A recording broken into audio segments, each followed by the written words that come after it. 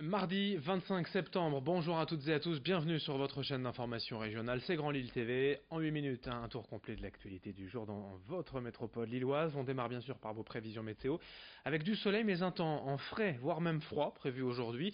On a relevé à peine 4 petits degrés ce matin au réveil, on s'est même certainement approché de zéro et des premières gelées dans les campagnes. Heureusement dans la journée, avec le soleil, le temps et l'air vont se réchauffer, mais on restera quand même en dessous des normales de saison, avec 16 degrés pour les maximales à Lille, tout cela néanmoins sous un beau soleil, je vous le disais. On en reparle bien évidemment après ce journal. À la une, en image, à Roubaix, le nouvel aménagement du boulevard de Douai fait polémique ces dernières semaines. En cause, l'abattage d'une trentaine d'arbres, des tilleuls et des marronniers, tous en parfaite santé, et des centenaires pour la plupart. La volonté de la mairie est de favoriser les transports alternatifs en réduisant la largeur de l'actuelle chaussée, avec une grande piste cyclable, des trottoirs mieux aménagés. Mais pour cela, la ville va donc abattre ces grands arbres. Le projet prévoit quand même de les remplacer par de nouvelles plantations, mais qui seront du coup plus fragiles. Pour les défenseurs de l'environnement, c'est incompréhensible car ces arbres sont sains. Ils ont ouvert une pétition sur le site maisonopinion.org, déjà près de 3000 signatures. La réponse d'un adjoint au maire de Roubaix qui explique le projet au micro de Xavier Silly. Il y a, il y a eu deux réunions de concertation pour ces aménagements. Donc c'est quelque chose qui a été vraiment discuté avec les riverains. Et il se trouve que dans ces réunions de concertation, le sujet de l'abattage des arbres n'a pas du tout été évoqué, enfin en tout cas pas du tout suscité de réaction. Donc bon, il peut y avoir effectivement toujours quelques critiques lorsqu'on fait un nouvel aménagement. La question c'est quelle vision on veut pour cette ville. Et nous, la vision qu'on veut, c'est justement de construire une ville et développer une ville dans laquelle il y a moins de voitures et plus de place pour tous les publics. Autre actualité à Lille, cette fois, la ville va bientôt fermer les tout derniers bains-douches municipaux, voire peut-être même régionaux. Le bâtiment installé à Fives depuis les années 60 est aujourd'hui très vétuste et la municipalité ne veut pas le rénover. Après ceux de Oisem il y a quelques années, et voici donc le dernier établissement de bains publics lillois prêt à disparaître, mais non sans trouver de solutions alternatives selon la ville, car les bains-douches fivois sont encore utilisés chaque semaine par près de 150 personnes, des populations en grande précarité ne disposant pas d'eau courante et pour qui ces bains publics étaient la seule solution pour se laver. La ville réfléchit donc à la possibilité d'ouvrir temporairement les douches de salles de sport pour compenser. Explication au micro de Margot Sey. Alors je rappelle que d'abord, la moitié de ces personnes ne sont pas de Lille, et d'autre part, c'était les seuls bains-douches qui restaient au niveau du Nord-Pas-de-Calais, et que donc on va voir avec ces personnes des solutions alternatives. Est-ce qu'on doit par exemple les aider à à transformer leur logement pour des personnes âgées, par exemple, installer des douches à la place de baignoires?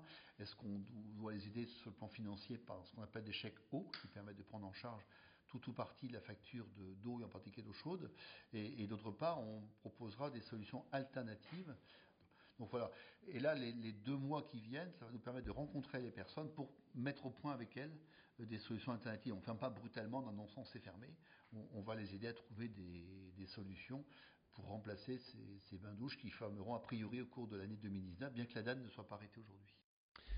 L'actualité politique avec la séance plénière du Conseil régional des Hauts-de-France aujourd'hui à Lille. Le Rassemblement national tenait hier une conférence de presse pour évoquer les regrets et les déceptions concernant la politique de la majorité du président Xavier Bertrand, avec en premier lieu l'emploi au cœur des problématiques, mais aussi la question migratoire. Et cette défection, ces défections, même ces départs volontaires de plusieurs élus du Rassemblement national dans la région ces derniers mois, le chef de l'opposition, Philippe Emery, lui ne s'en inquiète pas et il s'en explique au micro de Xavier Silly.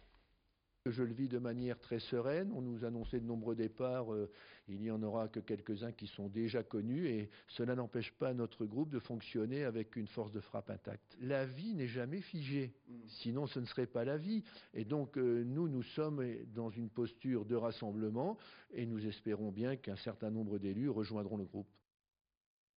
En bref, une grande première à Lille, une opération du cœur sous hypnose. Un homme de 88 ans a subi une intervention chirurgicale cardiaque sans anesthésie lourde au CH de Lille à la place de la morphine ou des antioxylytiques habituels. Il a été hypnotisé par une infirmière spécialisée. L'opération consistait tout de même au changement d'une valve aortique.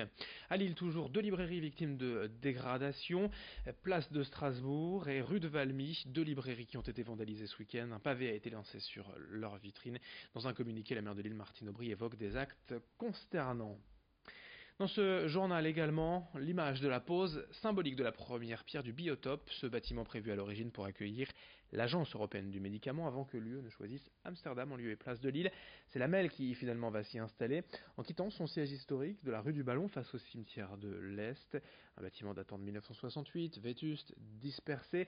Voici à l'inverse un immeuble flambant neuf installé entre l'hôtel de région et le Grand Palais. 30 000 m² de bureaux prévus, une inauguration annoncée en décembre 2019 et un bâtiment qui se veut une référence à la fois dans la conception et la réalisation sur le plan environnemental.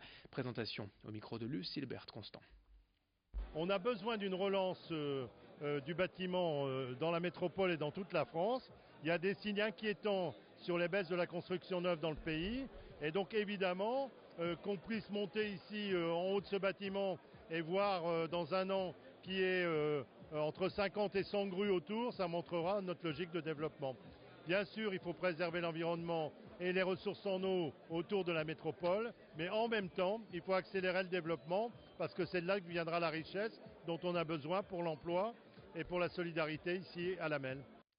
Pour finir ce journal, un petit événement pour la gastronomie lilloise ce week-end, l'ouverture de Big Mama, une pizzeria des plus tendances, ouverte il y a quelques années à Paris et qui va donc ouvrir ce samedi. Avant cela, les équipes vont s'entraîner en étant formées par les cuistots parisiens et en servant quelques privilégiés. Big Mama, ce sont d'abord des pizzas napolitaines, des pâtes fraîches, mais aussi toute une gamme de produits venus d'Italie, notamment des desserts faits sur place. Il y aura très certainement du monde ce samedi rue Escarmoise pour l'ouverture. Vincent Vieillard et Yasmine Ziat ont eu la chance d'y aller dès hier. Je crois que dans notre métier qui est la restauration, il n'y a pas vraiment de concurrence entre le resto d'à côté, etc. Je pense que ce qu'on essaye de faire, nous, c'est de faire ce qu'on pense que tout restaurant devrait faire, à savoir servir des trucs bons, pas chers. Le rapport qualité-prix, c'est hyper important. C'est pour ça aussi qu'on achète en direct des producteurs, dans un beau lieu, servi avec le sourire. Et je pense que si on fait ça, je suis sûr qu'il y aura assez de monde ici et que ça se passera bien. Fin de cette édition, merci à vous de l'avoir suivi, merci de votre fidélité sur Grand Lille TV, l'info continue dans un instant. Très belle journée à toutes et à tous.